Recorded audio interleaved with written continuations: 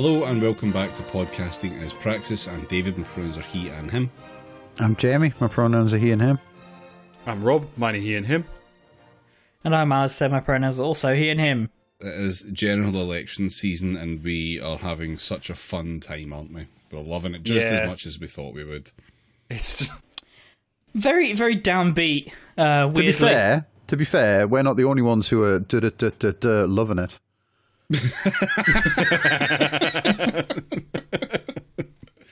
Yeah, we are recording it on the evening of one Nigel Farage being accosted by a human being, which it seems is the first time he's ever met one. Yeah. Yeah, there's a lot of great pictures of like mid-air milkshake flying through, creating like a golden ratio-esque curve through the air. Yeah, and it's fantastic. You know what I mean? A lot of people, very normal about the girl that threw it in the comments of various newspapers that I've had to look at for like work reasons tonight. Oh no! Oh look, the liberal commentariat are all up in arms about this grave assault on our democratic norms. But don't worry about the genocide that both major parties are, complicit in. Like, don't worry about that. The milkshake over a fascist is what matters, as always. Yeah.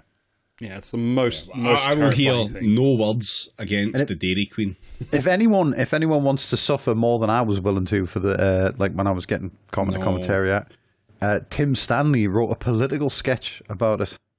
Oh fuck! On one of the websites. I can't even remember which fucking paper it was now. Do you know what?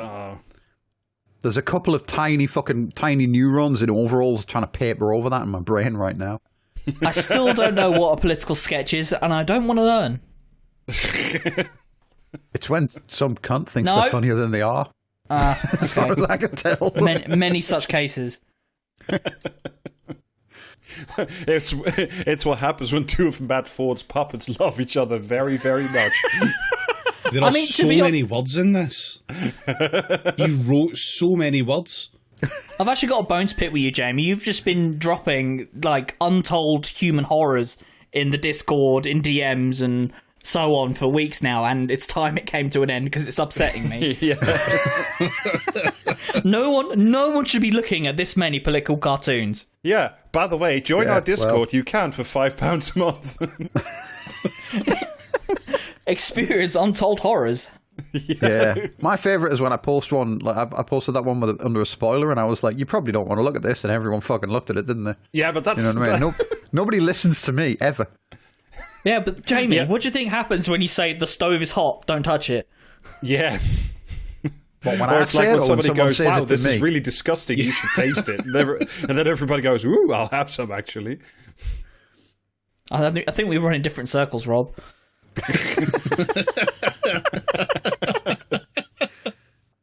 Oh dear. Okay. But why don't we just look at some of the highlights of what is the first week of the election? Jesus fucking... Has it only been one? It feels like it's been 4. No, yeah. I know. The reason it feels like that is because Keir Starmer's trying to consolidate all of his electoral fuck-ups into one easily payable electoral fuck-up. This is how we get Voderman on side. No, I was chatting to Adam from We Don't Talk about the Weather about it, and it's just like, I was just wondering why this election makes me feel simultaneously so annoyed and like so fucking boring. And essentially, that's because there's nothing at stake in this election. Yeah. It is just a change in tie. It is the Alien versus Predator election. Yeah. Yeah, but much like in Alien versus Predator, it's liberating because I'll be killed by it anyway, so I might as well enjoy the show. Also, I'm enjoying the fact that I don't have a dog in this race. I just want everyone to suffer and lose in some way. And inevitably, most of them will. So it's good, actually. Yeah, also, I think it's unfair to single out Carol Vorderman for the fucking 1 monthly debt thing, because like other celebrities took part. Like off the top of my head, the only other one I can think of is Jim fucking Davidson. So she's in good company there. Like, well, cool. Thanks for making it worse for her. That was my intent. He is always on the lookout for that bargain. So I don't know why this is reminding me that John fucking Richardson is in that Labour political. Is he party still ad. alive? Yeah. apparently. Crawled out from the rock that he went under after Corbyn stopped being leader. Oh, I thought you were going to say after he got divorced, because that also happened. Yeah. Yeah, well, he did also like got divorced. he did a TV show about his marriage and then got divorced when the show ended. So, or maybe the show ended when he got divorced. I'm unclear, really. Like, do you know what I mean? But Well, I look forward to whatever his next media project is.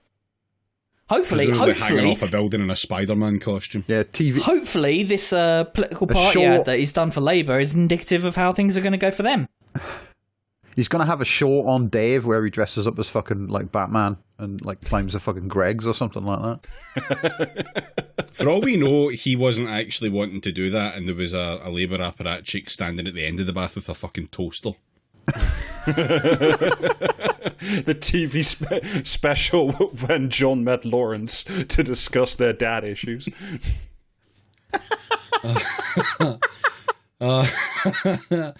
Right, okay, let's actually look at some of the election stuff. So, I thought that's what Rishi we were doing. Sunak. Rishi Sunak. Yeah, Is but he it's not still my alive? notes. Apparently, I think so, but I don't know what he's been doing because Labour keep fucking everything up. So I'm just going to switch right over to them.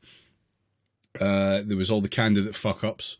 So Faiza Shaheen, her of I really, really love Corbynite policy. Oh no, wait, hang on. Actually, Keir Starmer's fucking great. Fame. Yeah. Surely I will not be stabbed in the neck by these people who are Like, very trustworthy, despite the this fact is- that they this all is- have big knives in their hands. Yeah, like, she seems like a nice enough person. Like, if she was an MP, it probably would be fine, like, Yeah. in a vacuum.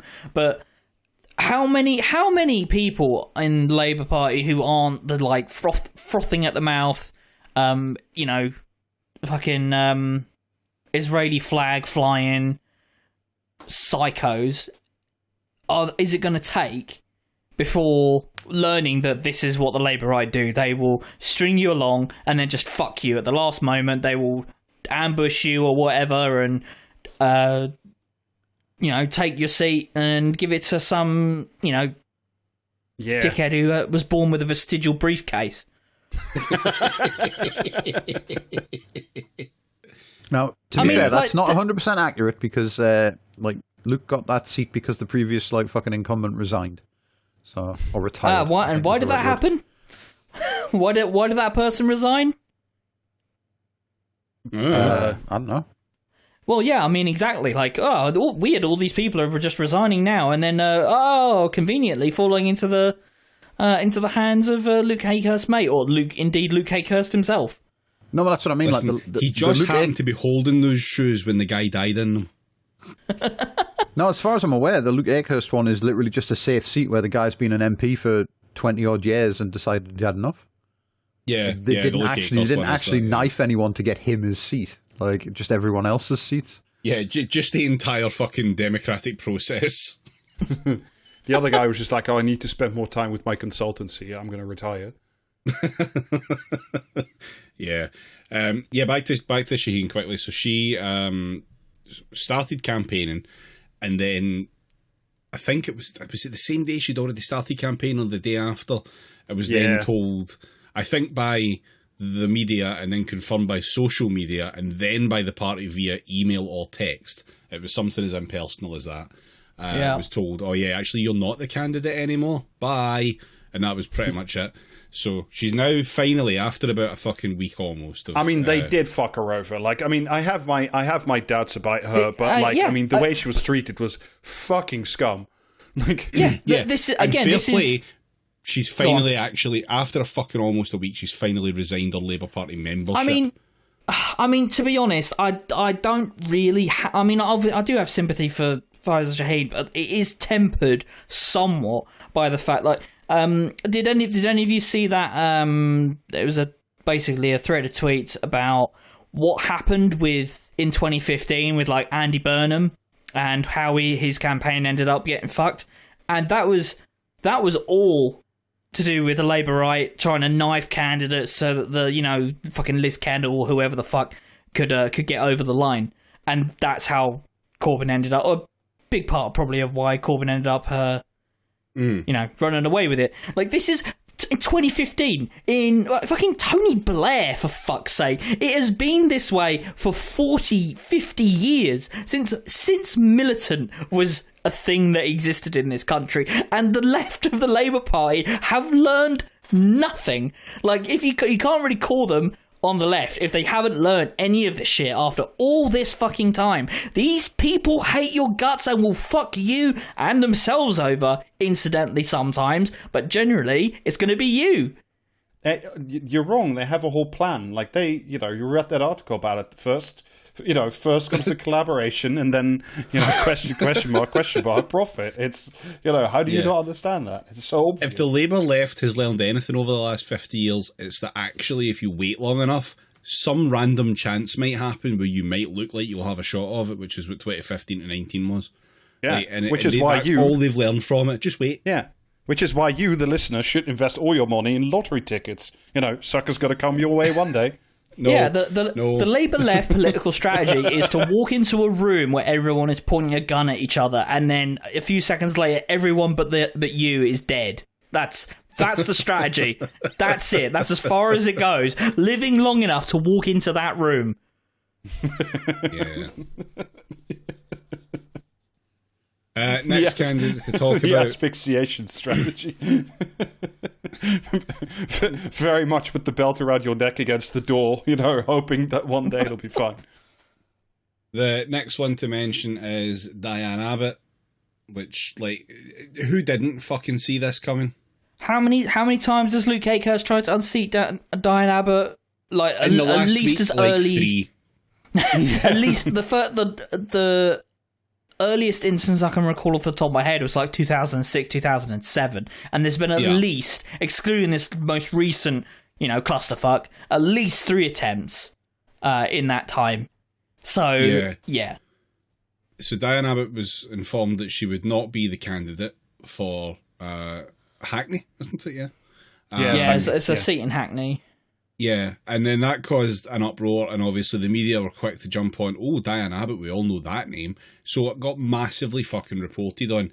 This obviously being around about the same time that the Shaheen stuff was happening, so it's very hard to make it not look like a big purge. Also worth mentioning at this point as well, that also included in that purge was Landlord Russell Moyle, who has had no luck whatsoever in actually fucking continuing on. So, womp womp. Sorry, should have signed another letter. Spend more time with his tenants.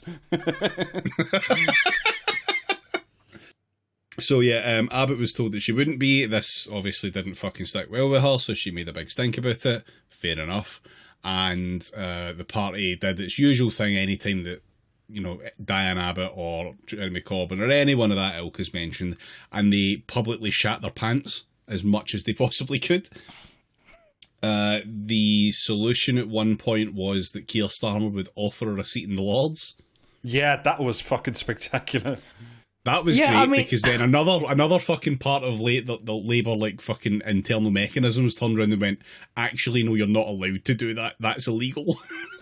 It's like, no, you can just fucking do that shit. Like, it's not entirely impossible at all, but they obviously were trying really hard to appeal to the Mr. Rules end of things.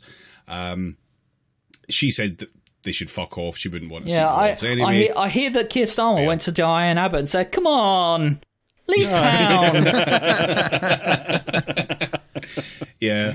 And the solution to all of this has been to say, okay, you can be the candidate. To which, obviously, the Labour brain part of Diane has suddenly went, yes, okay, good, thank you. Even though she would more than likely, she would more than likely have fucking won that election off the back of that specifically, and running as an independent. Like, that would have been enough to galvanise support behind her, I think, to the point where she could have also, Corbyn come in as an independent. Yeah, I mean, like, if anyone was going to be able to win their seats as independents, it is going to be Corbyn and Diane Abbott. If they can't do it, then like fucking nobody could. Yeah, I mean, I don't know. Like, isn't she like 70 by now? Like, Well, yeah, I mean, Jeremy Corbyn's like a year younger or something, but like, I think it's stupid, and I think like she shouldn't. But like, I don't know. Diane Abbott has, more than enough credit in her lifetime to just do whatever the fuck she wants to. Like, I think it's dumb to stay in Labour, but, if that's what she wants, and if that, I don't know, maybe it's just like simply like if she gets kicked out of the party, then, she doesn't get a pension or some shit, Like, that kind of shit happens. So, like, whatever the outcome is, at least it means not, there's one less fucking neek prick that's sitting in Parliament. Yeah, it could be worse, etc. Yeah. This is an ad break on Podcasting as Praxis. This advert is for the Patreon of Podcasting as Praxis.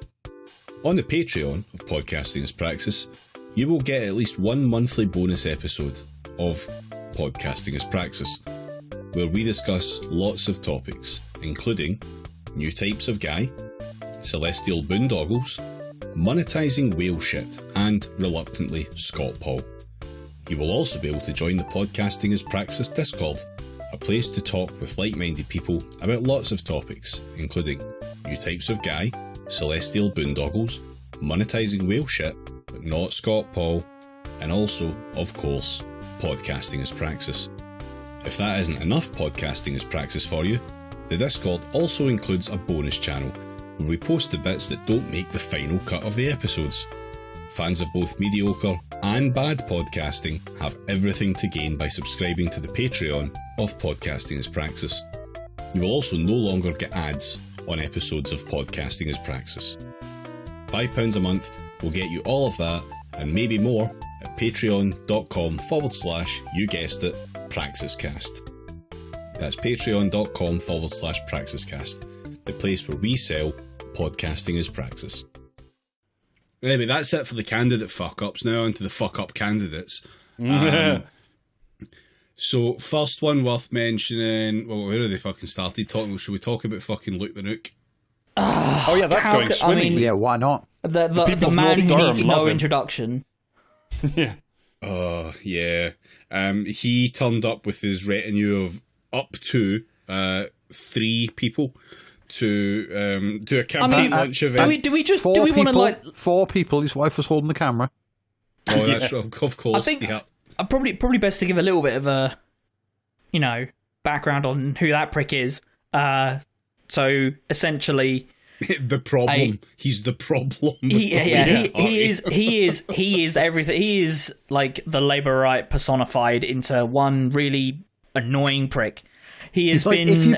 If you played Doom on a telly where the colour was fucked, he'd be the little face at the bottom showing how damaged they were. Yeah, I think that's the best way to describe him.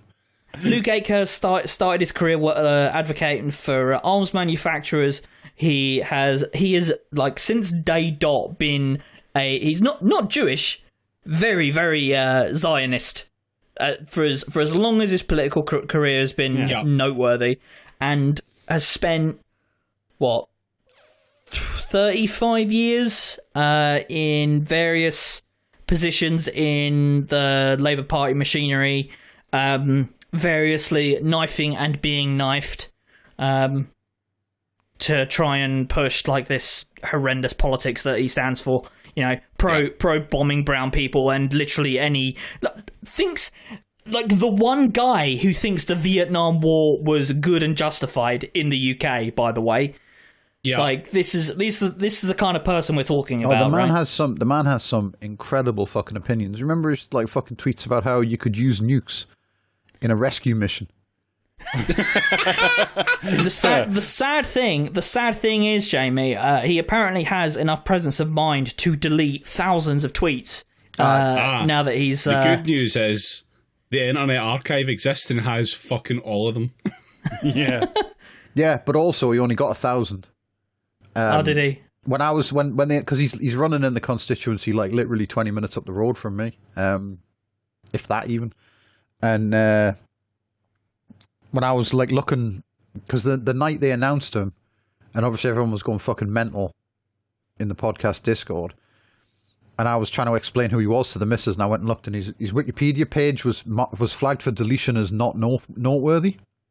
Oh yeah, that's right. Yeah. I thought to myself, oh well, that'll surely change. And someone obviously like saw you. Some Wikipedia editor saw he'd been announced as a candidate, and immediately thought, "Well, I'm fucking pushing that through before he gets to it." So the next day, when I went on his Wikipedia page, had actually been deleted and just redirected to the page on the council election in Oxford that he lost in 2011 or something like that. But one of the articles I was looking at about him that night said how he deleted like 1,000 tweets since the announcement, and they had actually reached out to him for comment, and he told them that he was going to try and delete all of his tweets, but that Twitter doesn't let you do that anymore, and it was going to take weeks, so he got 1,000 done and then got sick and gave up. Excellent. That's the kind of like fucking can-do attitude he will bring to the people of North Durham. That's if elected. Yeah. So they turned up to the campaign launch event and disrupted a children's birthday party and got arsey that there was a children's birthday party on it, like the fucking like town centre council run fucking place. Yeah, community centre. Hall. That's what I'm looking at. Yeah. Just baffling shit. Really, at the point where you're like, were you also planning to make a coat out of those Dalmatians? Like, yeah, culminated in him having to be fucking police escorted away. I mean, probably police escorted away just for the birthday party shit, if I know anything about people who organise like fucking birthday parties for kids around here.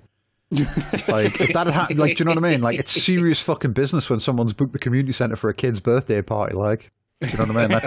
They do that months in advance, and like, shit's got to be perfect.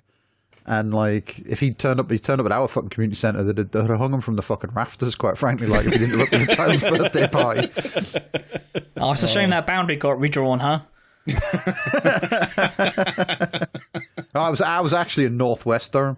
And I will, I'm only a fucking guy that discusses politics for a living for some reason, but I wasn't actually aware that like Stanley and Chester Street had their own private constituency, but apparently they do.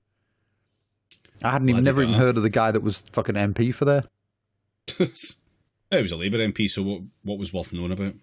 Yeah, been there since 2000 though, so I must have been a fucking proper Blairite, like.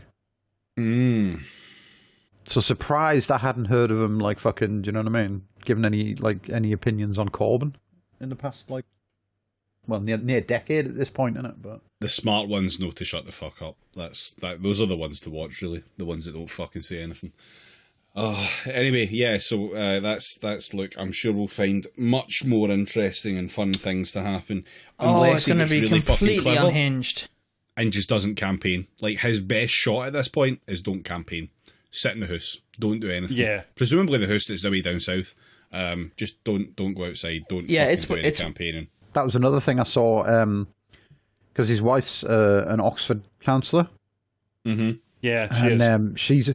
She's given a statement saying that, like, she's not moving up north. She's dedicated to the people of her constituency in Oxford and giving them the best, like, representation on the council that she can and everything.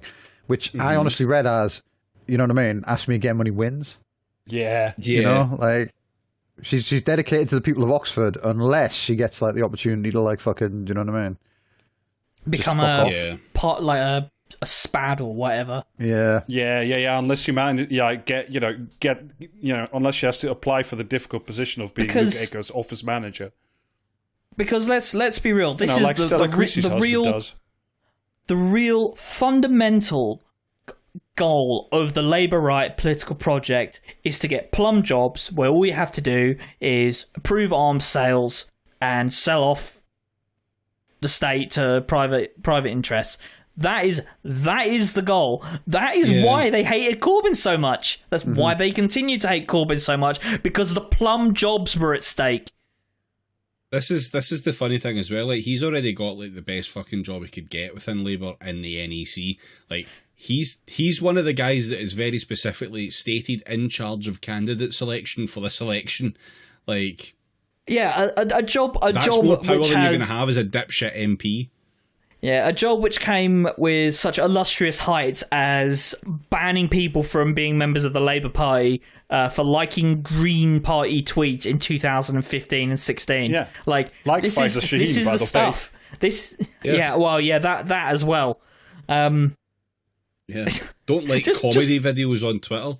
Just the most small-time, petty, vindictive people you will ever meet in your life. And yes, this is the Labour Party that is... And good news, Luke Akehurst tires of doing it to Labour members and wishes his misery upon all people. That's why he wants to be a fucking But can we MP. briefly talk about somebody who actually did give up their career, I mean, however briefly, to then immediately immolate, because that was another fucking stellar little winner. Is it Paul Mason?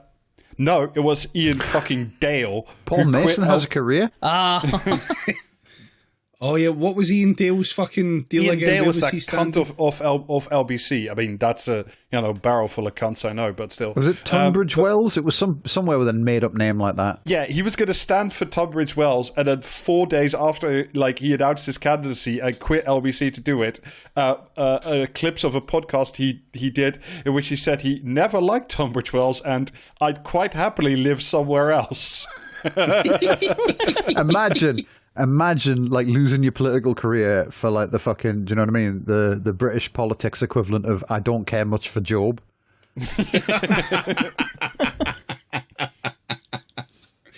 Oh, it's lovely to see. The next line's fantastic, though. It's from the BBC. Mr. Dale, 61, who has lived in Tunbridge Wells for 27 years, despite apparently not liking it, announced that he was withdrawing on Friday. Saying, I instantly recognized the problems with that. It's like, oh, did you? Nothing gets past fucking Ian Dale, does it? And with good cause. Finish off quickly with Paul Waugh. Oh, for fuck's sake. Yeah, is it the seat that he It's lost? Rochdale. It's Rochdale. Rochdale, yeah, that's it, yeah. He's standing against fucking Galloway. If Paul Waugh, you do not under any circumstances gotta hand you it don't. to George Galloway, but like Paul Waugh at a fucking hustings with George Galloway. I love pounding the to turn podium. up to the fire type gym and throw Bulbasaur into the mix. Like, why would you fucking feed the one thing that George Galloway eats for fucking breakfast happen to beat him? It's just ridiculous. Don't give him journalists. I mean, it is very much like, Alien versus Predator, but all they both have is, little flowers that squirt water at each other. It's like just... It's just fucking unreal. Like, who fucking decided that was going to be a good idea? Who fucking knows? Just, unreal. Very quickly, because I know we've got. I got to say though as well, stuff to talk about. This is rapidly becoming like the fucking carpetbagger election. Yeah. Oh, this is entirely the carpetbagger election, yeah. Yep. Again, the plum jobs were at stake. Very quickly, just a couple of things on policy. The Tories, the only thing I've seen from them so far is them doing transphobic shit and trying national to service, that. which we And already national talked about a service. year ago because they just lifted that from Seb Payne. I forgot about national service. It's been a week. It has been a fucking week. Oh, well, luckily they wanna for you, there were no criminal penalties for skipping it, so it's fine if you forget. Yeah, I don't like the military's only got like I think what they said was that, not the military, but what the Tories said was there'll be like 30,000 spots in the military to serve a year, and like no, there isn't. No, there's fucking not. that's not going to work or happen. Otherwise, you can just do like some volunteering over the course of that 1 year and do shit like work in the NHS or schools, I assume, or places that don't require any sort of qualifications or training or safeguarding. That's fine. Don't worry about it. All good. So that'll be a successful policy, surely. Yeah. Again, no, it's only been done to fucking bait the olds, isn't it? That's the whole point. That's all there is. It's literally, I mean, it's all they the have children left. should do it because we definitely did it. Been born in like 1972. No, if you're born in 1972, psychically, you were born during the Blitz and grew up on day 2. Yeah. It's weird. It's Gen X bait dressed up as Boomer bait. It's very fucking odd. But if it works, who knows? Labour, the only thing that I've seen from them so far is a triple lock We love a triple lock. Oh yeah, don't we? Yeah. Would we like a triple lock on nuclear deterrence? Yes, I do. Hell yeah. I feel like the cupboard we keep them in should be safe. That's when in Red Alert 2 you have access to the Psychic Dominator, the weather control device, and the nuclear missile. That's what that means. You got the Yuri construction yard, you got the Allied construction yard, and obviously the Soviet construction yard. Even though it has come out.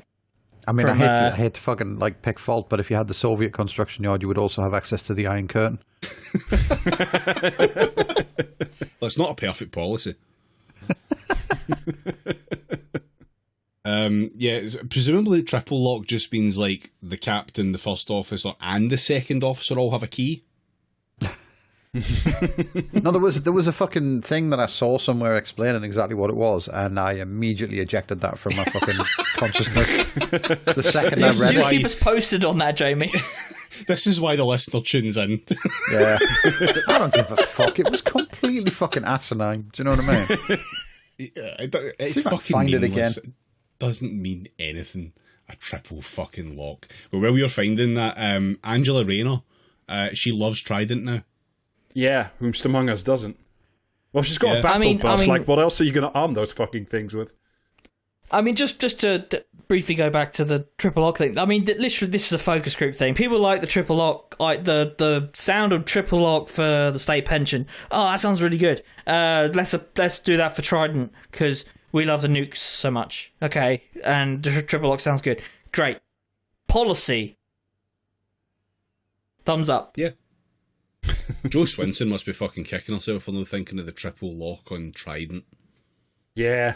Actually, there is one more policy that just occurred to me. It's Great British Energy once again, the company that is the non-policy. Yeah.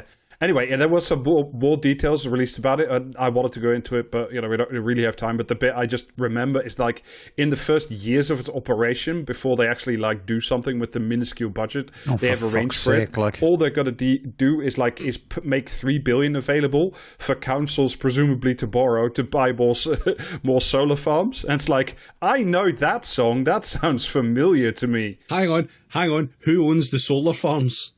Yeah. I know councils that have done that. How did that go? I am not taking questions at this time. I found the triple lock thing. I had to go to Labour's own fucking website to find it, and they've got a big thing that pops up when you load the website now. It says urgent and begs you to donate. Oh, I thought it was like that. What's it called again? The nuke map that you can get online. Where did your triple nuke? Well, the Labour's nuclear deterrent triple lock would see 1. The construction of 4 new nuclear submarines in Barrow and Furness, supporting high-quality, high-status apprenticeships and jobs, with the supply chain benefits being felt right across the country. That's literally the Paul Mason. That's literally a Paul Mason policy. Wait, no. Is that not already happening, Rob? We're not already getting 4 new ones anyway. Yeah, but are they being built in Barrow and Furness, and are the supply chain benefits being felt right across the country? I love that this is their first point of we're going to train up a bunch of apprentices to be really skilled at building nuclear submarines. Do you know what else you could use to build up supply chains and have a bunch of skilled apprentices with? Building Hammers. HS fucking 2. Oh, that as well, yeah. Well, anyway, the second part of the triple lock starts with with high-speed drill. The second part of the triple lock starts with the word maintaining, so this is a good new policy. Britain maintaining its continuous at-sea deterrent 24 hours a day, 365 days a year, securing protection for both the UK and NATO allies. Yeah, so long as the US signs off, of course. Because currently we let the submarines have Easter off, I think. Do you reckon when they come out? Do you reckon when they emerge after Easter Monday, they say it is risen? That's how they activate the periscope. There's always one's always in for maintenance. One's always doing training shit, and one of them is just out doing whatever the fuck it is. One of them is always doing donuts in the Thames. That's the big secret. Donuts in the Thames for carers. Yeah, and 3, the delivery of all future upgrades needed for those submarines to patrol the waters and keep our country safe. So that sounds to me like they're doing a big lot of fuck all, quite frankly. Sorry. Point 3 is point 2. Yeah. No, well, point 2 is they're going to maintain the at-sea, nature of it, I guess, but point 3 is they're going to make sure they, plug any holes in the boat. I mean, was submarines at risk of coming onto land? I don't fucking know. I am not You need to a do defense point 3 to consultant. do point 2. It's the same thing. It's just the same... Oh, fuck off. Stupid. It's not even fucking 3 things. They've split one thing into 2. We'll roll that 3 into number 2, and then number 3 can be we'll maintain crews to staff the submarines. And that's the same thing. We will have submarines in the ocean armed with nuclear We will warheads, remember to which put I'm the nuclear hearing, weapons on the submarines. Which I'm hearing can be used in search and rescue missions. Yeah, why didn't we send them into that fucking cave in Thailand? What if they used the nukes on the submarines to clean up the beaches? What then? What if we just irradiate the submariners until they develop strange powers and can invade Britain that way? Beaching the Trident sub on a beach like a whale. And then a week later, one of the warheads just detonates. Those are some beaching reforms I can get behind. So there you go. Labour would just sort of carry on. That's their triple lock. Wow. Yeah, Trident, Powerful 3 stuff. thumbs up. Someone stayed up all night to think of a way to make that fit into the phrase triple lock. Yeah, that's why it's called Trident, because there's 3 things that you're going to do with it. Yeah. Labour's triple dent.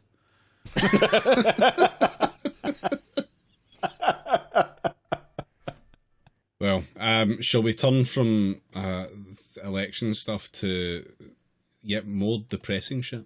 Yeah. Well, we haven't even heard who Keir Starmer.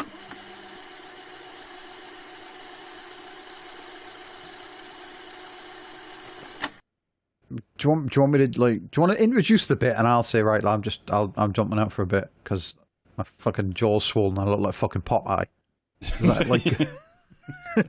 Or do you want to try and just piece that together from the shrapnel we've inflicted in you so far?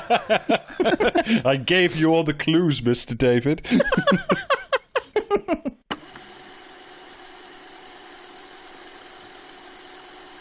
Now that Jamie has mysteriously left us, shall we talk about the main topic for this evening? Yeah, go for it. Do we need to? Because I know what the fucking topic is. Do we need to maybe put some sort of content warning type stuff on this, because it's fucking grim? Yeah. Well, I mean, I think we could just leave that in as the content warning. It's not, it's not. There's no specifics in it, but it is it is quite grim, and it is also very enlivening of the blood pressure. Let's put it that way. Yeah, we're going to be talking about fucking child social care. What the fuck is it? That's the words. Yeah, we're going to be talking about child social care, so it's probably going to be fucking miserable. So if there's anything in amongst that you're going to be like, ugh, then I'll put the timestamp for when we finally do comment or commentary after it.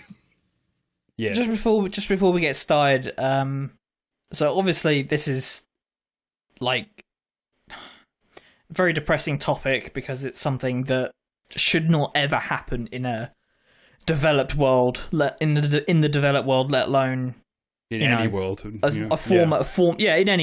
a former center of an empire, and this is just not on. This is voting for or against this is not an on option. The ballot.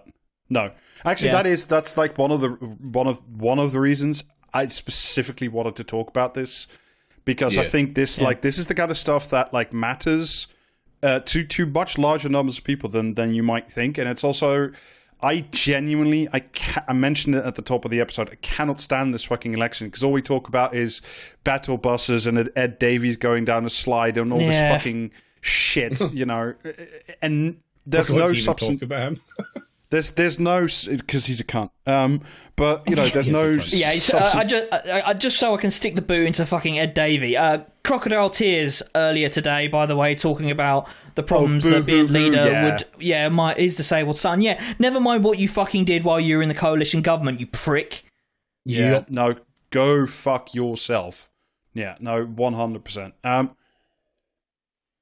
Anyway, so this is the main reason I wanted to talk about this, because I want to spend more time in this election cycle talking about things that matter or things that are funny than talking about this shit, because like it genuinely saps me of the will to live. Anyway, so basically there's an ongoing and increasingly huge crisis in child social care because, surprise, surprise, it's been neglected and definitely underfunded for decades now. And as a side reason, side point, the crisis in social care is one of the major contributors as to why your council's going bankrupt and why your libraries aren't open. This is one of those legal obligations, right? They have to do this.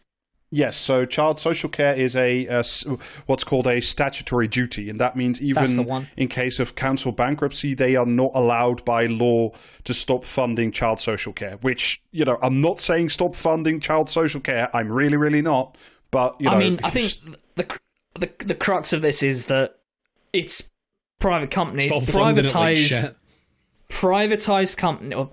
companies, rather, taking huge fucking stacks of cash, most of which, disappears into the pockets of shareholders, and pennies on the dollar, if you will, spent on the kids.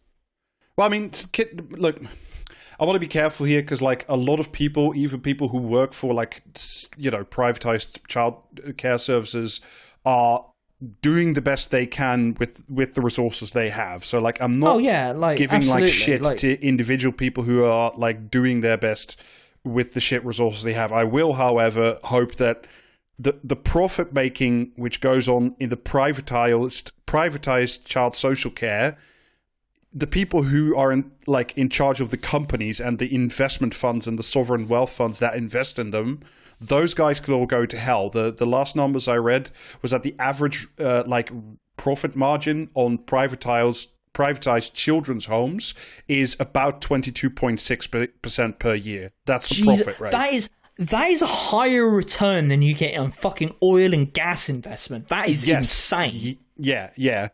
The reason that that number is quite precise is because the people until I think last year, the only people who'd done a really serious big report on this was the Competitions and Markets Authority, because they were not concerned about the fate of children so much as they were about the anti-competitive and non-functioning market in child social care. Oh my god, just this is again essentially a natural monopoly, right? These children need to be taken care of one way or another. How the state ostensibly needs to take care of these kids, and we're gonna hive that off to private interests. They're gonna take a huge sum out to pay out as dividends and shit, and we're gonna pay often poor migrant workers fucking a pittance to do these fundamental but thankless jobs. I didn't look into the labor composition of this, so I don't know if that, strictly speaking, is true. It could very well be, but overall, look, the whole issue of child social care is enormous and incredibly complex, and it's much more than just how much is paid into it and whether or not it is privatized. Those things are huge contributors. But we're limiting the scope of this podcast a little bit because otherwise it would be its own podcast, basically. So we're limiting the scope a little bit, and I will undoubtedly skip over some things that if you're listening, you have experience in this area, you're like, oh, you missed something, you didn't talk about something. This is why it's basically so we can cram this into the size of this podcast.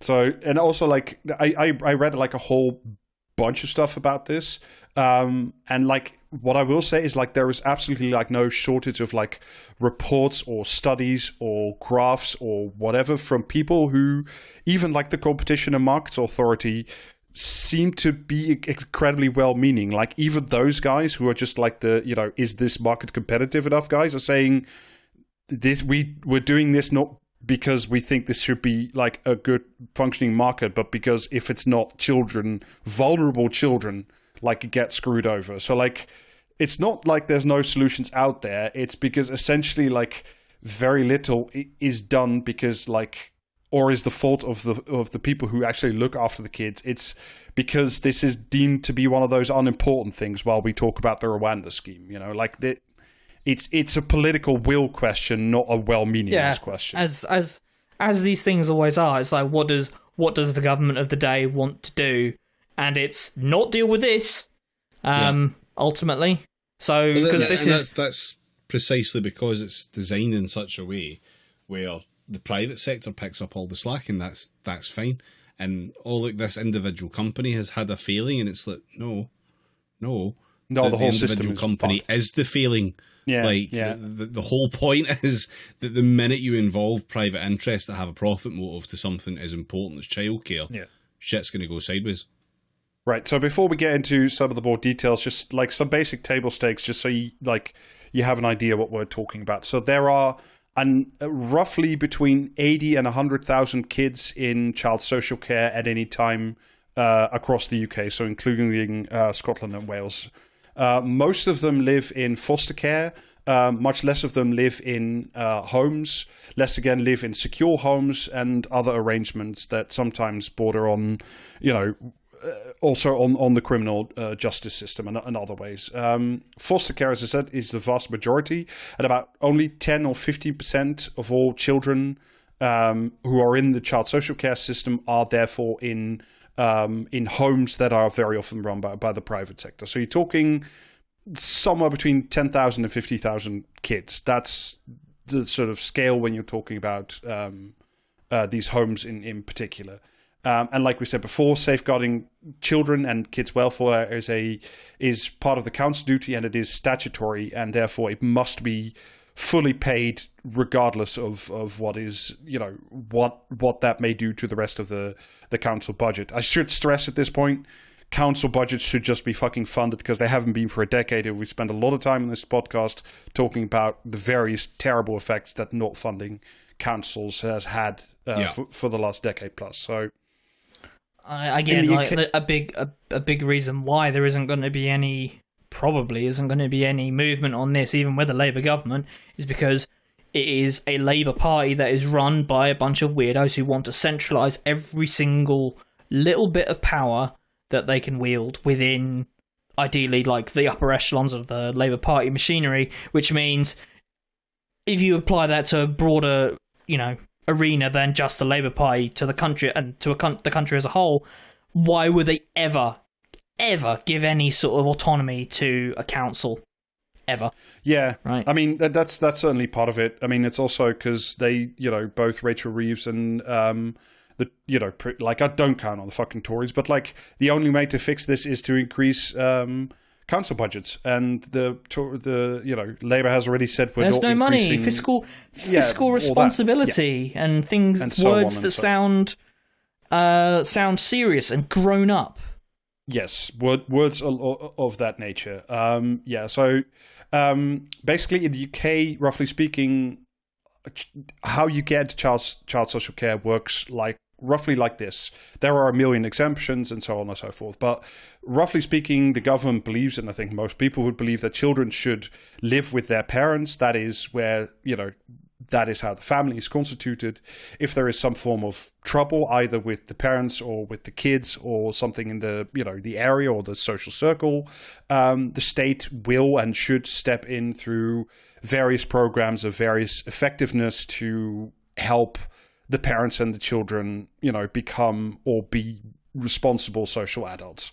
I'm using a lot of big, sort of broad words, because otherwise we'll be here for 5 hours defining all this. Well, but this is the thing though, like child social care is not just the children in homes, etc. Like there are so many levels of it which are just completely unfunded, because they're not basically the statutory minimum that they need to supply.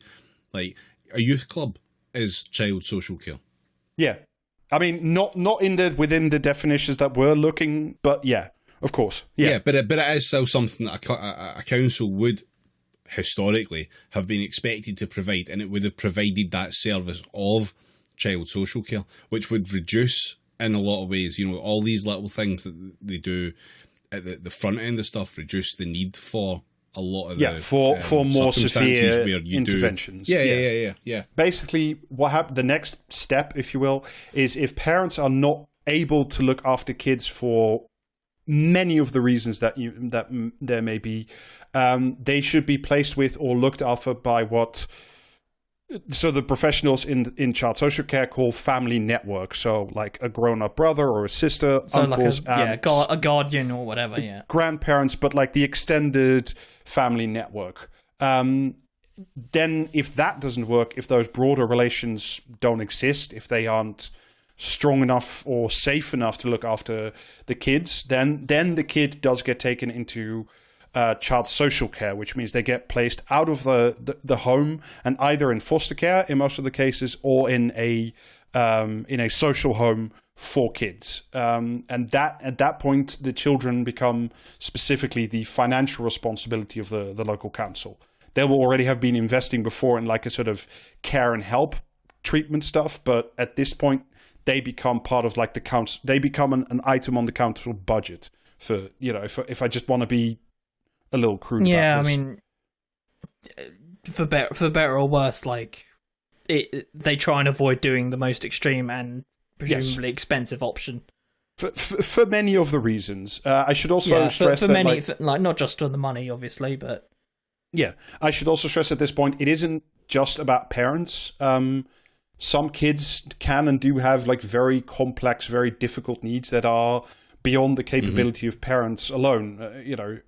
Mental health issues, physical issues. Sometimes social care is deemed a quote unquote better place because at the rare end, some kids need up to 4 full-time carers to look after them because of the complexity of their needs. And even the best meaning parents, I suspect even ones that have a measure of finance cannot, 2 parents cannot be 4 full-time carers. It's rare, but those children do exist.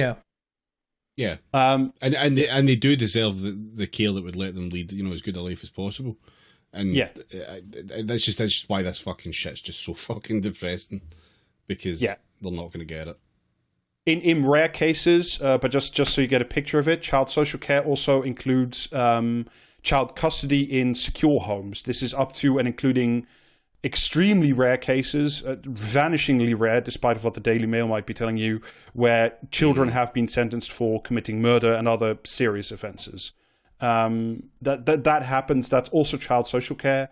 If you're at all curious, but just FYI, I guess, it costs it can cost, I think this is still on the council, but it might be on central government because it's justice. I'm not entirely sure. But a fully secure home place for one child can cost up to £270,000 a year to keep the child in a secure home. If there's one thing I know about people or like organizations, institutions that have to have obligations to people or children and adults with complex needs, it is a relief when they have to get when it's like involves the Justice Department, because then they get to do stuff on their dime, which is like a pretty big difference when, like, whether it's the NHS or child social care. I haven't gone very much into depth about these secure homes because that's a whole different like issue, and then you talk about justice. So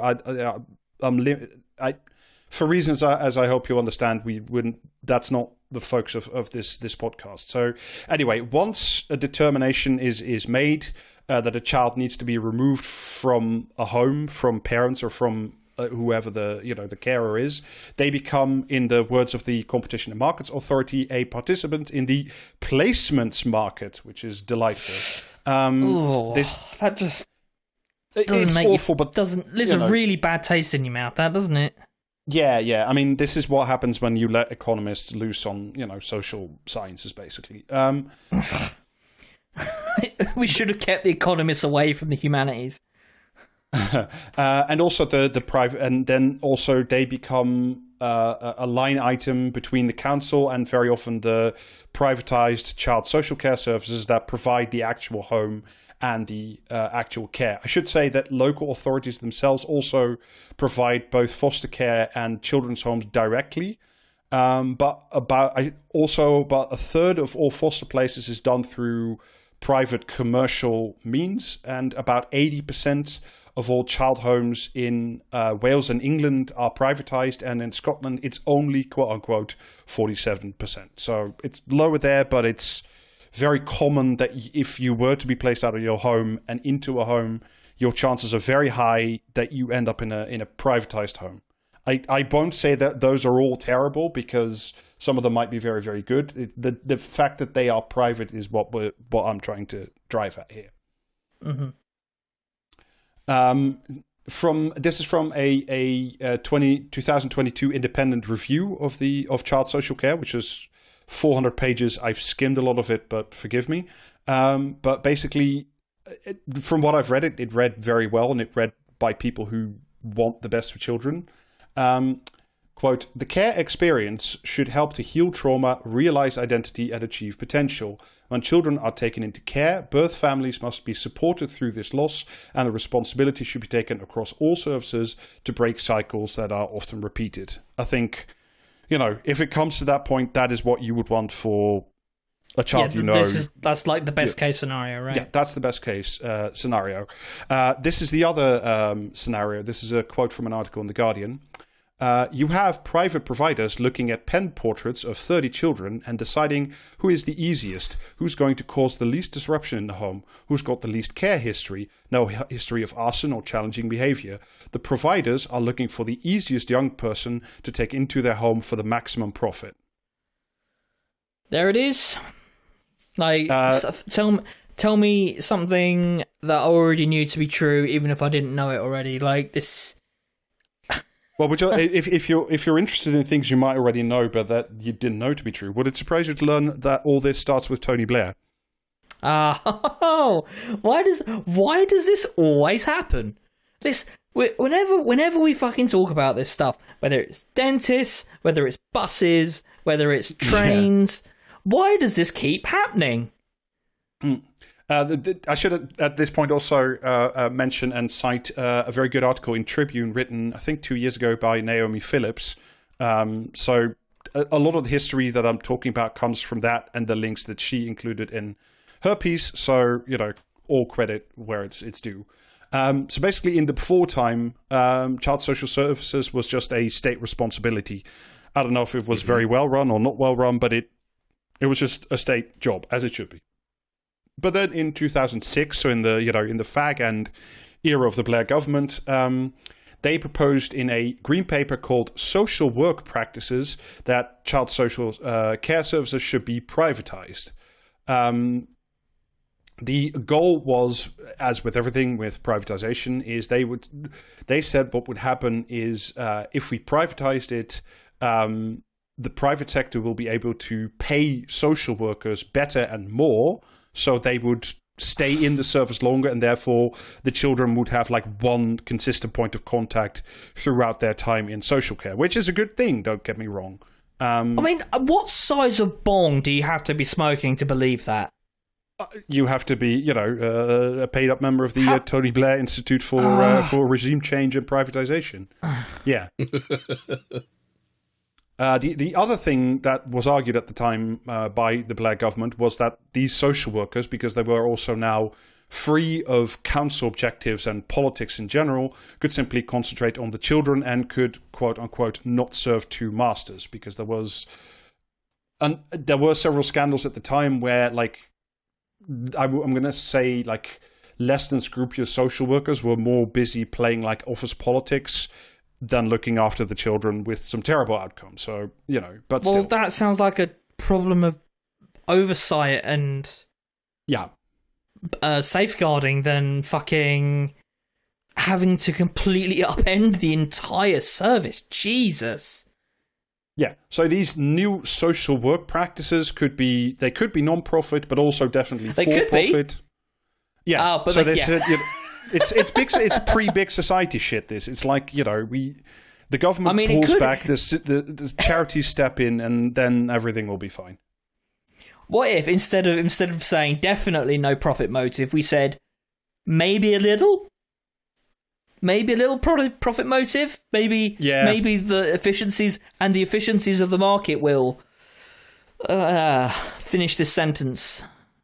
I mean, naturally, they didn't, actually upend the system overnight. What they did instead was, after the publication of this green paper, they did some trials involving actual children, where some privatized services were allowed to contract out their care. Naturally, this happened in the north of England, because where else did you fucking think Rob, it was I thought you happen? said that these were actual children, not horrid little goblin people children. At the end of the trial, which was funded and studied by the Department for Education itself, the researchers found that commodifying children, because that's what you're doing here, it simply resulted in more insecurity rather than less insecurity, because now councils are forced to shop around for the best financial deal for any given child, and that means moving them from home to home, maybe on a yearly basis, as the care price changes. It really is just the worst, fig leaf. Just any sort of contact with reality, and absolutely none of it's borne out. The promises of privatization. You literally reduce. I mean, I just mentioned the phrase "commodifying children." That's what you do. You reduce them to a line item on a spreadsheet in a council with a stressed budget. I'm not saying councils always do a great job. Fuck no. But you create these. You give them the opportunity to do so much worse. Well, and also you create these. You alter the landscape in which these services take place. You no longer. Of course, social care before privatization had a budget as well, but it was a budget that was for children, whereas now it's a budget for privatized services for a child, and that intermediary step also means that even well-meaning council officials look at a line item, say, why are we paying so much to the company Care Tech instead of for children? It's an important difference, basically.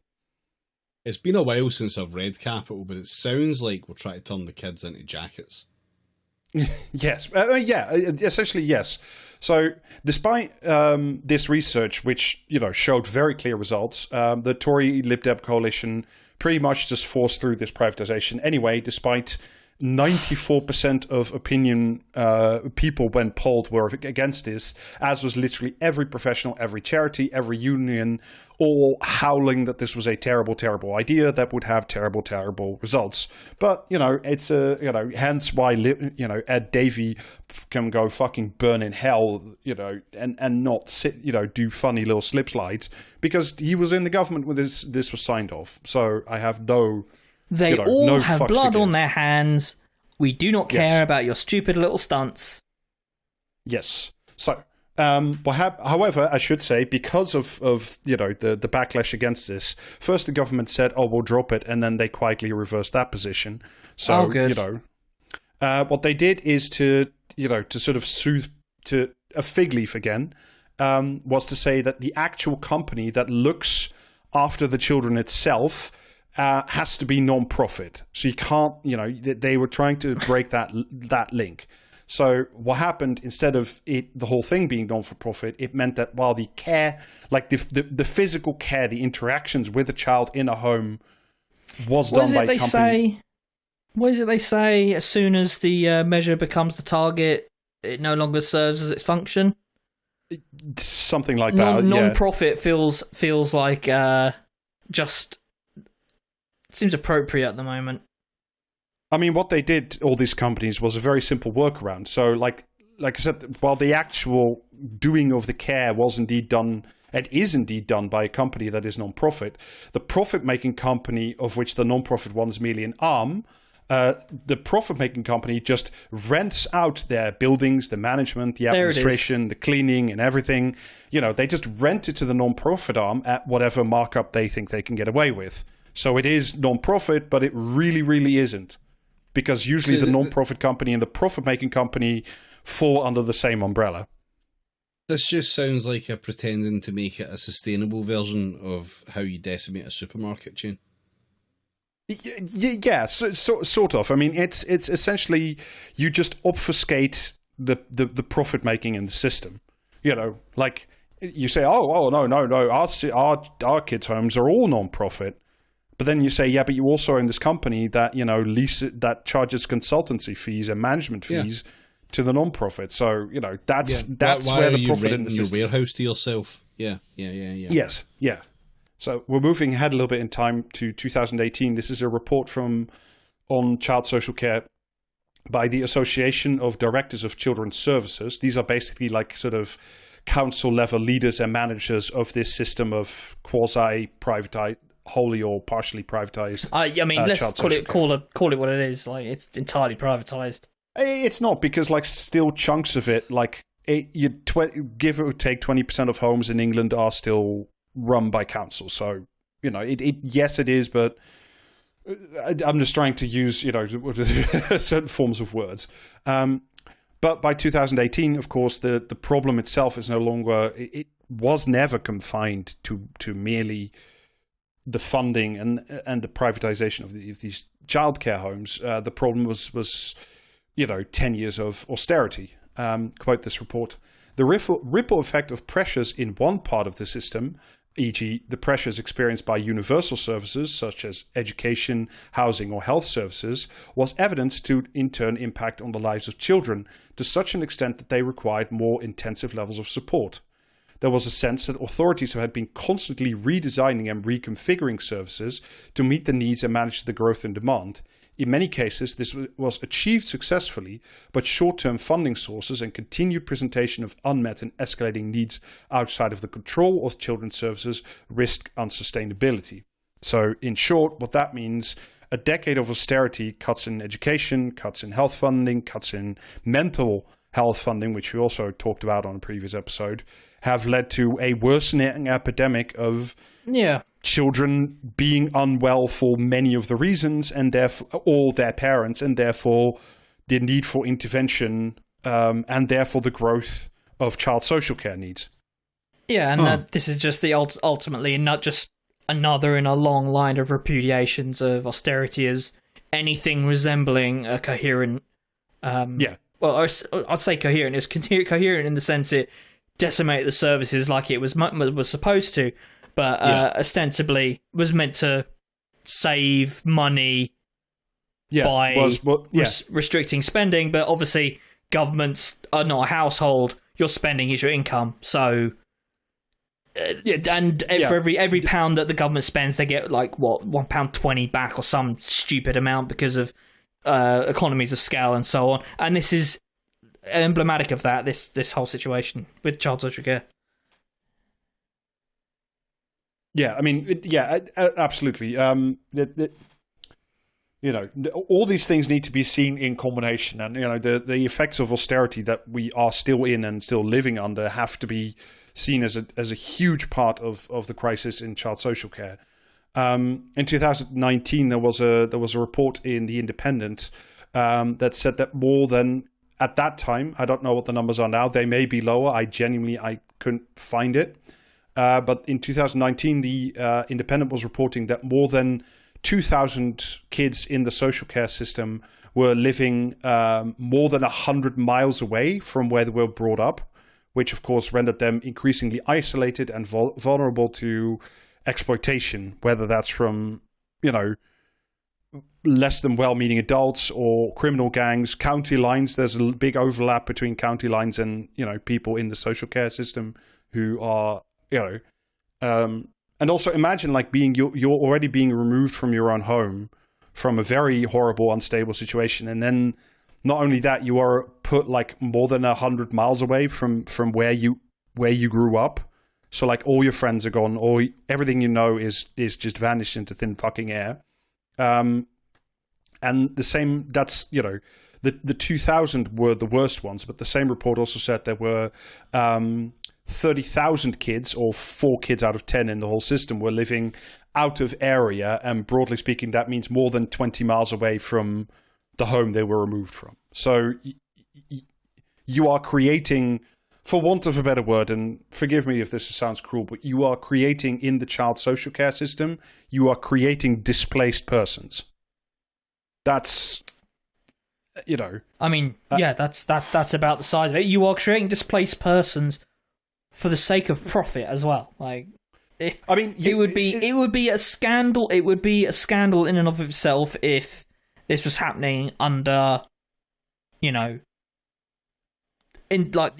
was entirely within the council's gift to change this one way or the other. But because you've got the private enterprise, it's largely out of their hands. It's just a sad fact of the market, yeah. Yeah. Yeah, so this part of this is it's not just because of councils, but it's also because of because you now have a placement market. What happens is specifically in London and in the southwest where houses are expensive. That means this is again from the Tribune. Separate research shows that children's homes are being systematically undersupplied in London, while large numbers of out-of-area children are housed in northwest England, where property prices are lower. I mean, this is exactly what happens with people seeking council houses, right? It's Daniel Blake, like that's like a whole start of that film, right? Woman gets carted off to the north somewhere. Yeah, I mean, it's very, familiar stories, certainly in London. People who had a council home that gets destroyed to build luxury flats, and then they don't have literally what is known as a right of return. And then the council said, actually, we found, different accommodation for you, but it's in Northumberland, and if you don't take it, you can go sleep in the street. Yeah, you are making yourself voluntarily homeless by not accepting our gift. Scare quotes. Our generous offer of sending you to the other end of the fucking country. Yeah. This is a quote from the piece in The Independent. One teenage girl in care living 100 miles away from her old home told the care commissioner, "I feel like a parcel getting moved around all the time, getting opened up and sent back and moved on to somewhere else." So whilst we're sort of having this, I don't want, by necessity, this chat has to be a bit abstract and talk about, economics and displacement, etc. But at the heart of this, I really don't want anybody ever to forget about this, are incredibly vulnerable children who have already had it way tougher than anybody should ever fucking have it. And it's really important to remember that. It's fucked enough, the idea that this shit just happens to your average person that, fucking needs to be shipped off to the other end of the country because fuck you, you're not getting a council house otherwise. But when you take in like all the fucking safeguarding requirements, and especially if there's like, imagine being a child and you need to go and live 100 fucking mile away from anyone you know. Like, I mean, I remember being a kid and with my family not liking the idea of moving to the other side of the town. Yeah. Right? Yeah. I know my dad on occasion was sort of talking about maybe like moving to a different town very nearby, and like that already freaked me and my sister out like completely, basically. So like God knows how it is for for other kids. I should also say at this point, sometimes the child social care system actually does function as intended when kids are moved out of area. But it's because there are, rarely, but they do exist, there are cases where it is too dangerous for the kids to stay local. So yeah, I think there is a small minority in which case this is necessary, but the vast majority, this is not necessary. Yeah. That's a happy accident, though. A functioning system would be able to support both of those. Both, Just do both. Yeah. Yeah, I want to try to be careful not to issue too many big blanket statements, because again, for brevity's sake, we almost have to sort of skittle over things, but like the complexity of this is huge. That basically.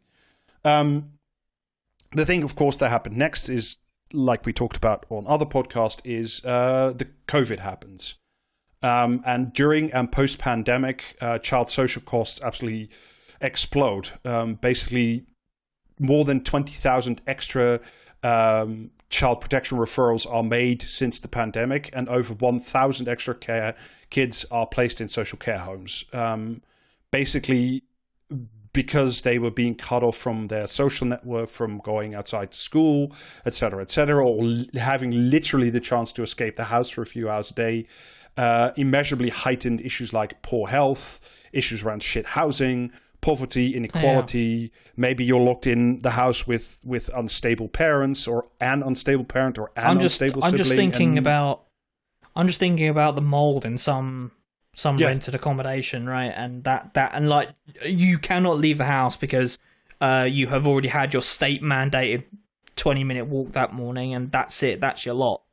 Yeah. And you're a small child, like, fucking hell. Yeah.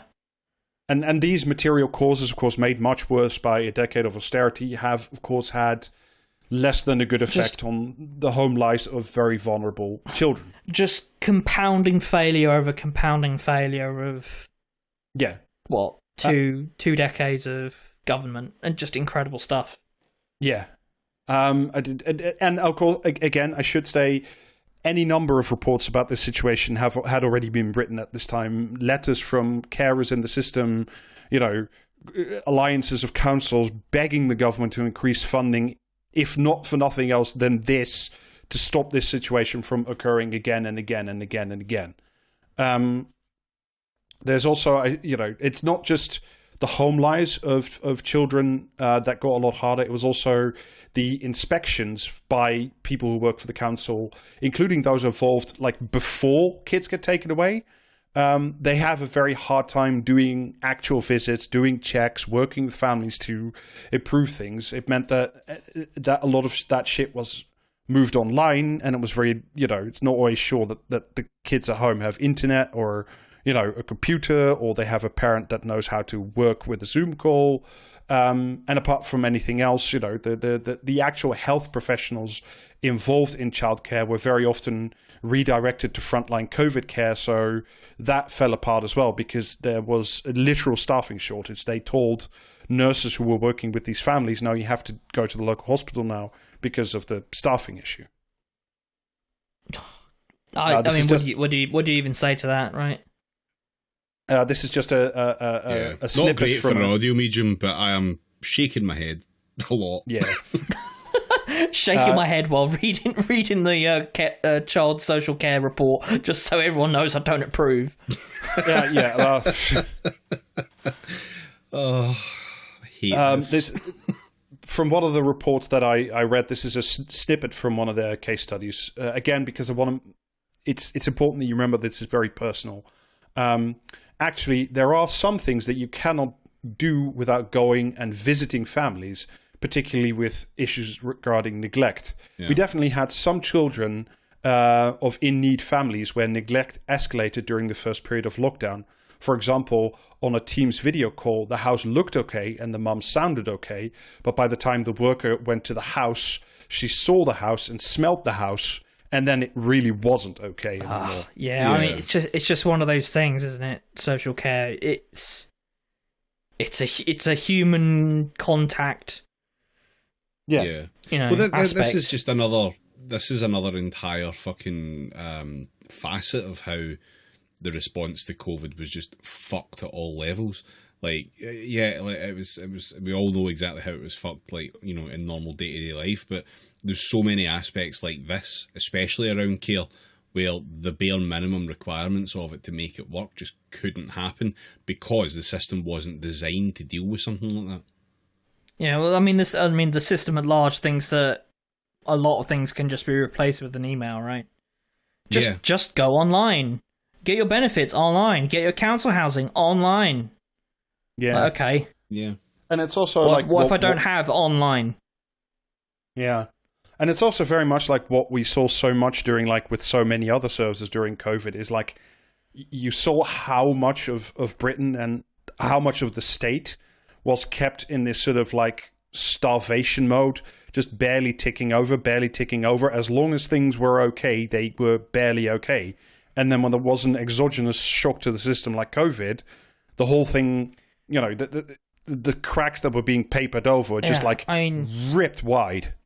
This is the ultimate goal of the neoliberal state, though. You take all the slack away, you take away any spare capacity in the event, and like you say, day to day, you can just about manage. But the reason the slack is there is to deal with these shocks and these things. Yeah. As we have to say on this show a lot, things collapse slowly and then suddenly. Yes. Yeah. Absolutely. Yeah. There's no profit incentive in being prepared for a pandemic, so why would you be? Yeah.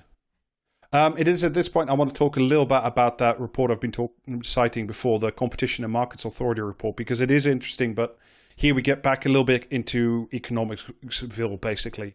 And this is a report that the CMA, I think they started off their own. They didn't start off their own back, but they were responding to a lot of complaints from MPs, from charities, from professionals, from people in the medical world saying this privatization of kids' homes is terrible and is having terrible effects. So they got the CMA to do this report. But before the report even started, the government already put limits in place. Again, this from the piece in the Tribune. Quote, the Department for Education contract signed by the review's leader explicitly states that the Department for Education cannot assume any additional funding from the Exchequer, and also that the recommendations have to be affordable, a measure vague enough to mean that whatever the government wants it to, and certainly that it shouldn't invest in thousands of care homes. So the real... We've taken away the slack, fuck you. Yeah. The real answers were already taken off the table before the pen was even put to the paper. Because that's how... Sounds about right. Yeah. But it never, nevertheless, the report is still an interesting piece of work if you're interested in these sorts of things and you're listening. So, sucks to be you. So the report shows how... Sounding endorsement of the listener there. The report shows how the child social care, the private sector in child social care, has gone through these sustained rounds of mergers and acquisitions over time, which was pretty much fueled by 0% interest rates, if you remember that happy period in our lives. I'm so glad that we used 0% interest rates to pay for a bunch of fucking mergers of private companies that are ostensibly meant to look after children, rather than just spending the money on the fucking children. Yeah, so the effect of all those mergers and acquisitions and all that free money is that the existing players are not just much bigger now, but they're also much more indebted because they borrowed so much money to fuel their mergers and acquisitions. Would you, Rob, go so far as to say they are too big to fail? They technically no, because they're still individually small enough that one of them could probably fall over and hurt a lot of children in the process, but not collapse the entire market. So they're not too big to fail. They're just basically, should there be a bankruptcy, and that's not out of the question because as you will undoubtedly be aware, interest rates are not zero anymore. There is every chance that these care homes themselves can be shut pretty much overnight. Quote. I mean, if Careless can go bust, then any of these guys really. With potentially serious negative impacts on children and the ability of local authorities to fulfill their statutory duties. Naturally, because all of a sudden your overpriced contract no longer exists because the company you had it with doesn't exist. I should say, by the way, it's not just care homes, because that's been the main focus of our attention so far. According to the Competition and Markets Authority, quote, for fostering agencies, the average weekly price of fostering is about £820 a week, with an average operating profit margin of 19%. So not 22.6 as in the child care home, but, still hovering at around 20%. And still more than the oil and gas sector. Yes. This is, again, a bit of case study evidence. Quote, one of the biggest foster care agencies has £1 million a year marketing budget. How can we, as local councils, possibly hope to compete with that? Because commercial foster care agencies are, people who want to be foster parents for good reason. I'm gonna skip over selfish people. I'm going to say good people who want to be foster parents for good reasons are much more likely to see and therefore sign up with a commercial fostering agency than they are with a council one, because the commercial one that makes a 20% profit has a marketing budget. Oh my god, I hate this. This is just there is no aspect of this that is in any way redeemable. Like, this is straightforwardly awful, terrible. It's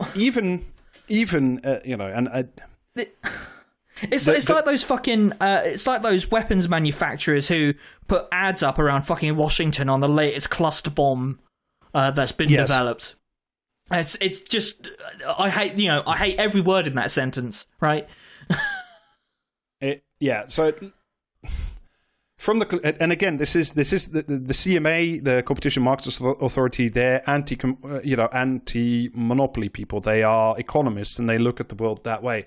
But the conclusion is worth citing at some length, because both for the distortion of what they call a market, which again I need hopefully not remind you at this point, is the care for incredibly vulnerable children, but but even on its face, even in sort of neoliberal logic, right, about marketplaces, this doesn't work.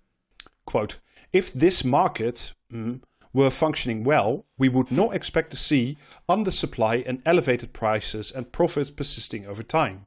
Instead, we would expect existing and new providers to create more places to meet the demand from local authorities, which would drive down prices and profits.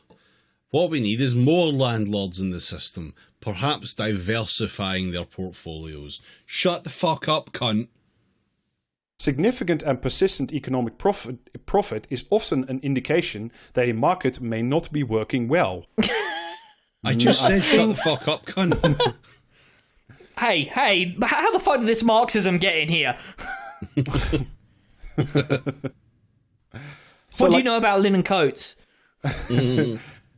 I mean, it's like, though, the purpose of capitalism, as we've gone through, and the end result of capitalism is not, a free market with lots of competition. It's monopolization and regulatory capture. That's yeah. It happens everywhere, and it happens here as well. It's not a surprise. That's the end result of the model that you apply. And again, the model you're applying is about vulnerable children often with complex needs. So. I just like the thought of the guy who works at the CMA who writes this report, casually inserting the tendency of the rate of profit to fall in the conclusion to a big document about a privatized service that should be entirely publicly run. Yeah. Weird how all this Marxism stuff talks a lot about capitalism. Why are you so obsessed with me? I mean, I will say in its mild defense, and given its remit, of studying this thing, which should never have been an economic market, but then had these models applied to it, in the preface to it, and I think, I didn't read the whole thing, I skimmed the later sections, but, you do get the sense that even the people writing this report are like, this shit's really fucked, and we shouldn't be doing this. I think even they are even the competition people are like, maybe this is not what we should be doing. They can't write that, obviously, but, Rob was first tipped off when the first sentence read, the history of all hitherto existing society is the history of class struggle.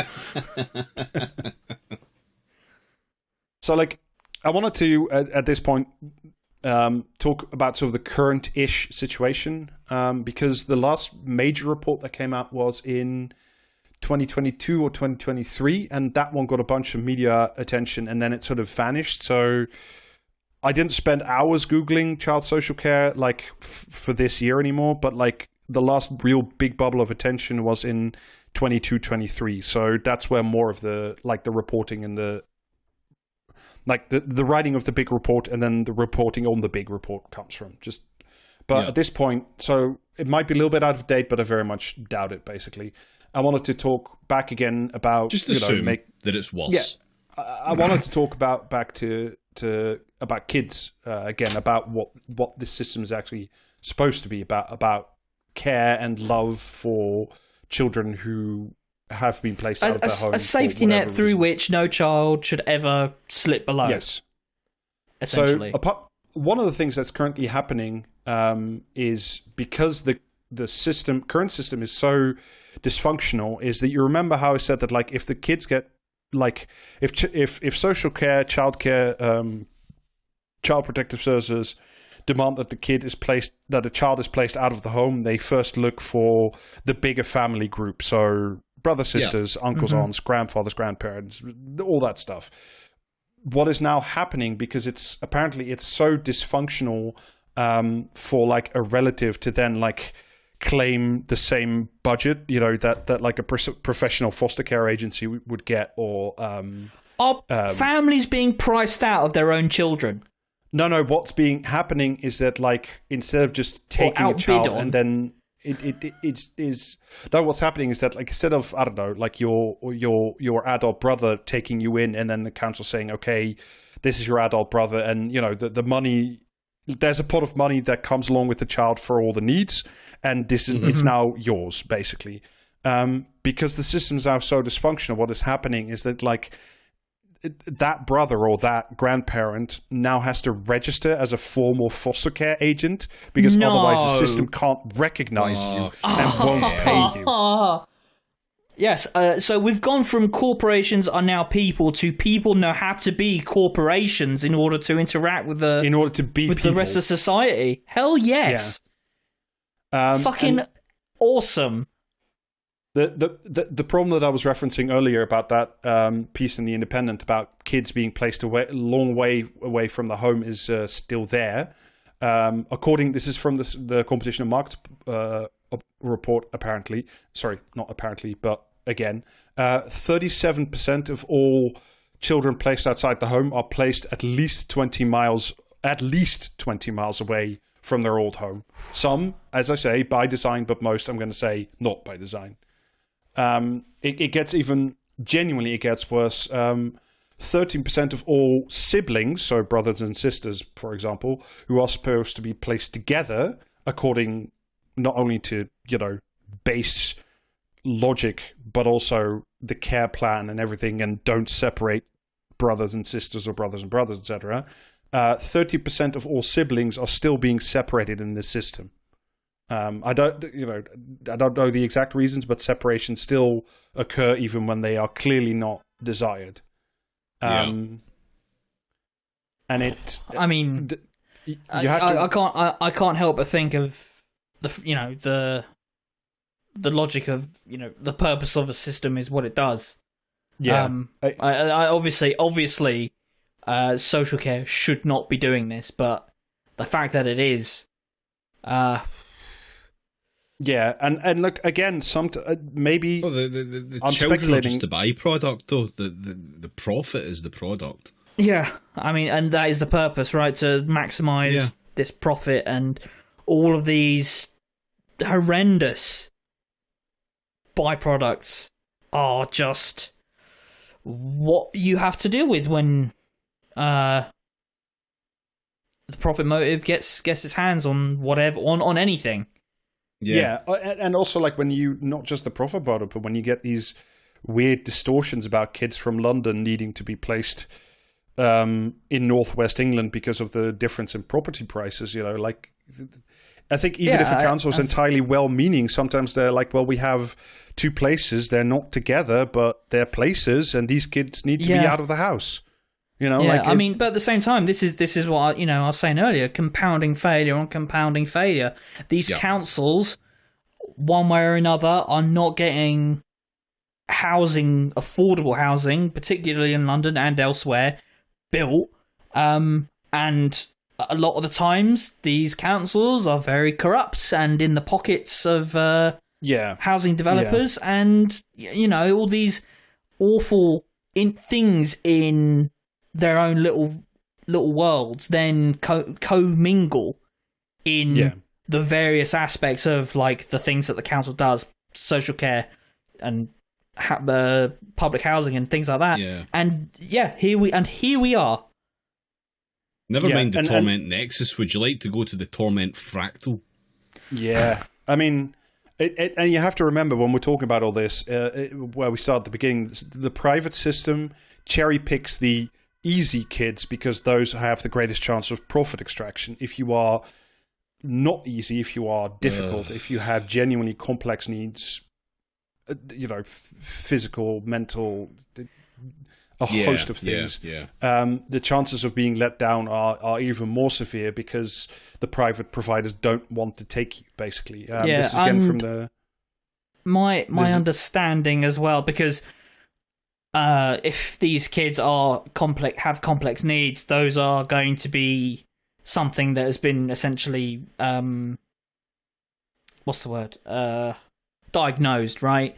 This can include, like, the thing that comes to mind is being trans is considered a complex need. Yeah, I think so. Yeah, so you just get this. I don't want to dwell on this because this is just making me very depressed. It's not good, folks. Yeah, I mean, It's not that I enjoy telling stories like this, but I think that it is important, and especially at a time where all we can talk about is fucking bullshit and, Lib Dems in a fun boat. Like, sometimes we do this because we have to talk about some serious things on this podcast as well. At least that's what I think. So what happens to, like, kids with, like, highly complex needs, basically? This is a quote again from the Competitions and Markets Authority report. We were also told that some children are placed in unregulated settings due to the lack of an appropriate children's home place, and so cannot legally be given the care they need. We also understand that in some cases, children are being placed in unregistered settings, notwithstanding that this is illegal. So, Jesus fucking Christ!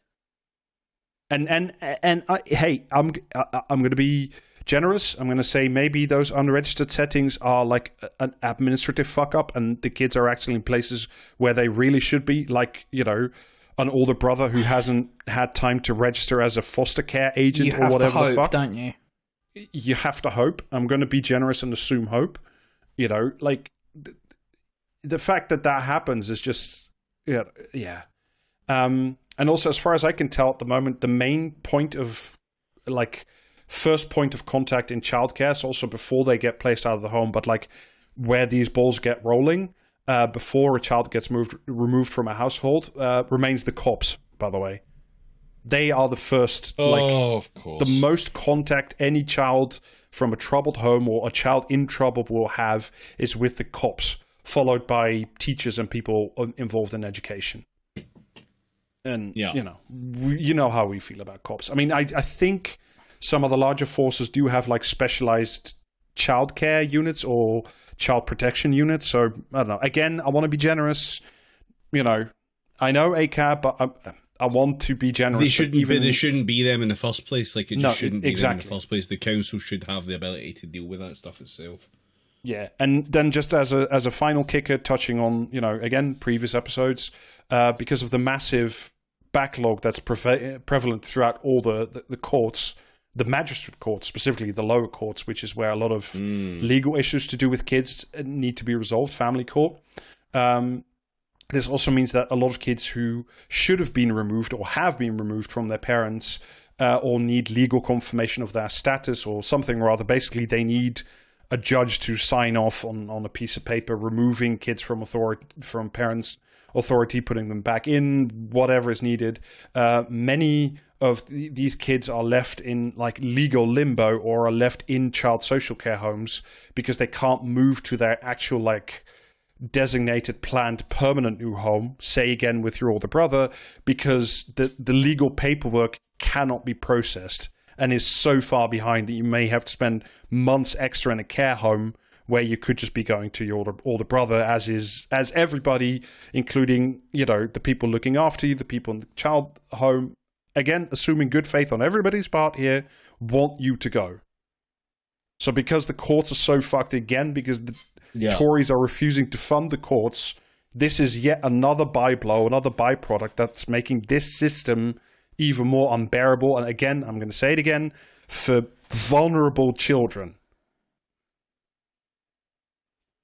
You cannot vote to get rid of this. No, it's baked in. I mean, you should. I haven't looked. I haven't looked. Go look it up. Maybe Labour does have a plan to fix child social care. I would be fucking amazed. All right, let's have a Labour child social care. I would be fucking astonished if they did, because this system needs money. Yeah, right. They will, if you are lucky, launch tax credits too. Or like, they'll be like, no, we can manage the existing system better. Like it'll be some sort of like fucking inspectorate, which is a fucking separate from government, hands-off organisation. Yeah, something accredits itself or some bullshit. Yeah.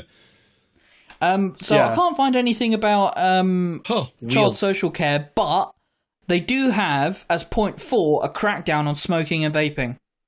As part of their child health action. Seriously, go and fuck yourself. Like, do you know what, Willie? There's no point. Don't ever ask yourself, do Labour have a policy? The manifesto's not out yet, so they don't. And see, when the manifesto is out, they don't. I mean, we'll see. I mean, again, I know we shouldn't, especially with this current Labour Party, but I want, for my own sanity, to say we'll see if there's anything in the manifesto. That's where I want to. I know, but for now, I am not holding my fucking breath. No, neither am I. But I am. I might miss the election that way. Before we wrap God up, willing. I want to talk briefly about how the businesses are doing out of all of this. At least in 2023, or maybe now exactly, it's not 100% clear because they went fully private last year, so they don't have to publish accounts anymore. But the largest provider of child social care is, I shit you not, is called CareTech. Have they marketed this as like a tech solution to the child social care problem? I doubt. I haven't looked, but I doubt it. I think this is one of those things where, like, you give it like a very bland corporate name to disguise what the fuck it is you're doing. Yeah, fair enough. This is from a piece in the Guardian of last year. The biggest independent provider of children's cares in England made profits of more than 300 million last year as concerns mount over the conditions in which some children are being placed in and the spiralling costs for councils. Half of the top 20 providers have some private equity or sovereign wealth fund ownership. That's right, genuinely, the sovereign wealth fund of Abu Dhabi is making money off child social care. One company to increase profits last year was Your Chapter Holdings. Accounts of this month show profits rising from 1.7 to 2.2 million pounds. The company was formerly called Care for Children, with the Care for being the numeral, not for, but changed its name after the criticism of the care provided. Just last month, Ofsted warned that Your Chapter had failed to sufficiently improve one home, which it had deemed inadequate. It stated, there are serious and or widespread failures that mean that children and young people are not protected or their welfare is not promoted or safeguarded. So that means... But they changed the name, so problem solved. For the mere profit of 2.2 million a year, you can simply place children in inadequate homes with widespread failure. And I'm going to say it again, vulnerable children who have been removed from their homes and surrounding areas. Next week is going to be a fucking cultural committee on something, I swear to God. Like It's not, but... it's not. It's also bad. In 2022, 2023, just so you get an effect of what this costs overall, and also what effect this has on councils and council budgets. So in 2022, 2023, councils spent about £12.8 billion on child social care, which is almost double the price they paid a decade ago. So there are more kids in care, yes, absolutely, and some things have got more expensive, inflation and so on and so forth, but double the money isn't because there's double the children in the system. The profit is leaking out and going, I swear to fucking Christ, to Abu Dhabi, even though, of course, the private providers are blaming all of this on the cost of living crisis. Convenient. Yeah, so according to the latest report... by the way, when we say the cost of living crisis, we mean businesses putting up their prices for no reason other than greed. So yeah, Yeah. I suppose in a way they're right. I mean, like, so there was a big report by, I can't remember if it's 22 or 23. It's not the Competition and Markets Authority one, it's the other one. I can't remember the name. Very sorry about that. They wrote what I skimmed the most of it because, again, it was like 400 pages long, but it seemed very worthy, and it seemed written by a group of people who had the best interests of children in mind. Professionals from this area who worked and did interviews and all of that, like did all the stuff that was that you expect to do in a situation in crisis. They produced what I thought, as a layman, was a very worthy report. I'm happy to hear criticisms of it if it turns out to be a piece of shit. But their estimate was that if you wanted to like fix this system, not renationalize it even, but like fix most of the most egregious problems and sort of get the system back in a shape where it can actually do its primary job, which is looking after children, they said it would take about £2 billion per year or something, like an increase in that kind of budget, simply so the councils wouldn't have to go bankrupt partly for looking after children anymore. The government's response was to offer £200 million over 5 years. Cost of Trident renewal. I wonder how much that is. 12.5 billion. Yeah, but that's Trident triple renewal. locked, Alistair. Triple lock. Got to triple lock the Trident renewal. Yeah. I'm going to wrap it up. Oh, sorry. The annual running costs of Trident are £3 billion for 23 to 24.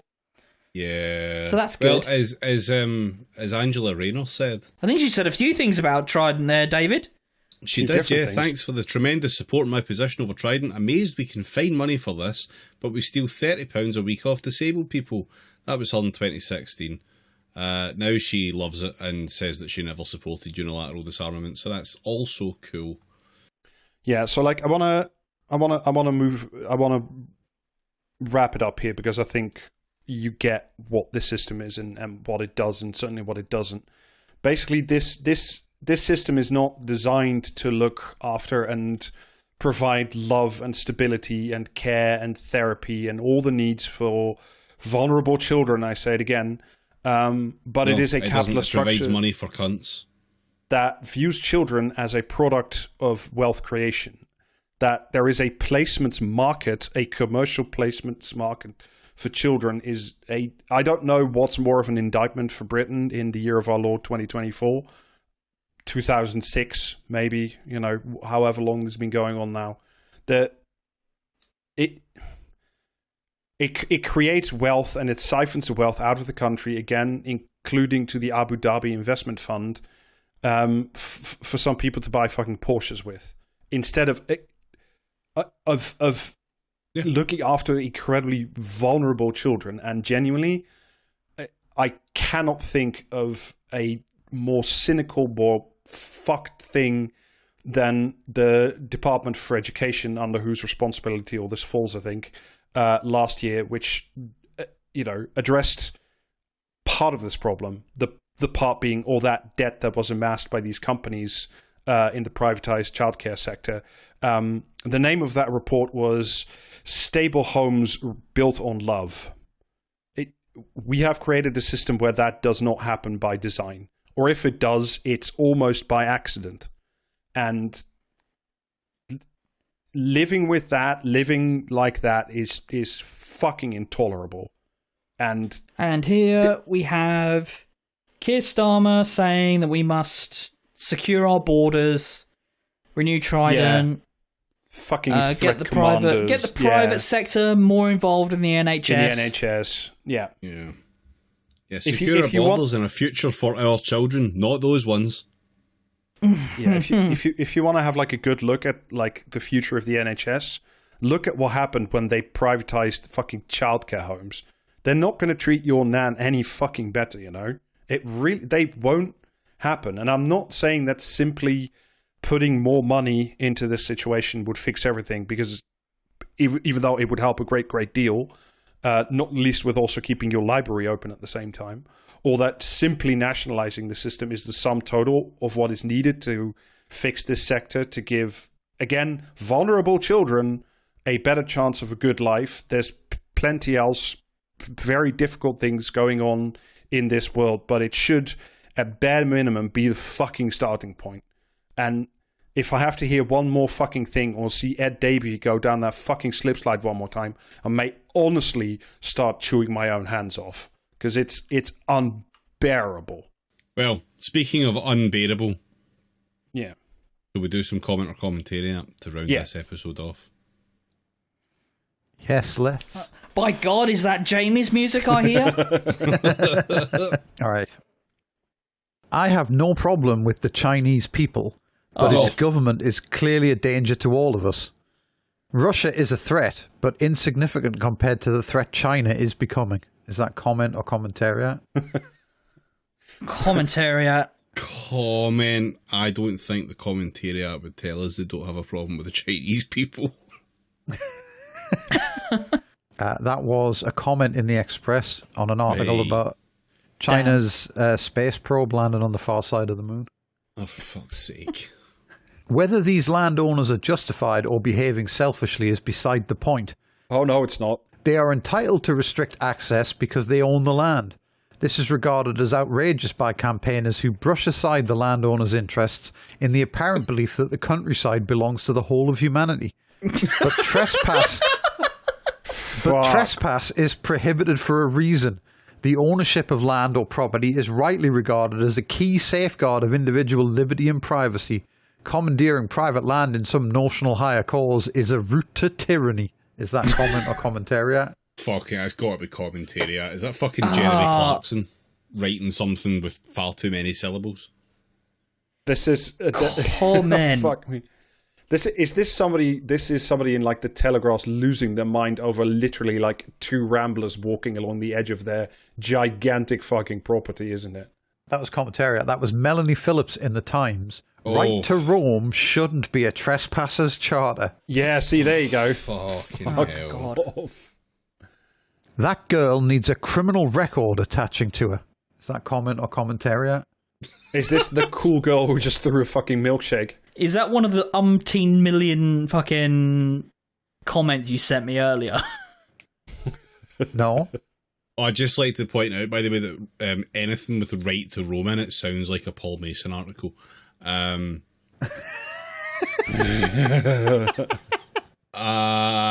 is commentariat. This is comment.